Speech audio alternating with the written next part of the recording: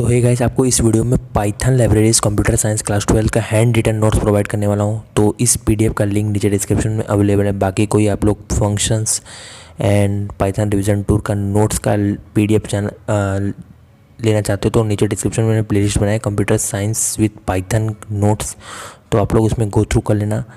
आपको PDF provide हो जाएगा, नीचे डिस्क्रिप्शन में ड्राइव का लिंक अवेलेबल है। एंड अगर आपको कोई अदर चैप्टर का नोट चाहिए लाइक फाइल हैंडलिंग एंड आगे का एसक्यूएल का, सो मैंने वीडियो बनाया हो, तो आप लोग जाके कंप्यूटर साइंस का प्लेलिस्ट देख लो नोट्स का।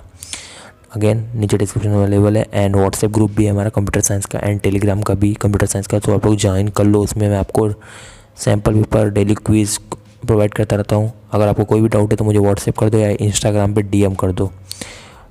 All the necessary links are available in the description. So subscribe my channel for latest educational update, techie videos and कोई भी चीज़ कंप्यूटर साइंस से रिलेटेड मैं बहुत सारे वीडियोस लाता रहता हूँ। बेस्ट यूट्यूब चैनल भी है। तो बाय बाय, मिलते हैं next one. Till then bye.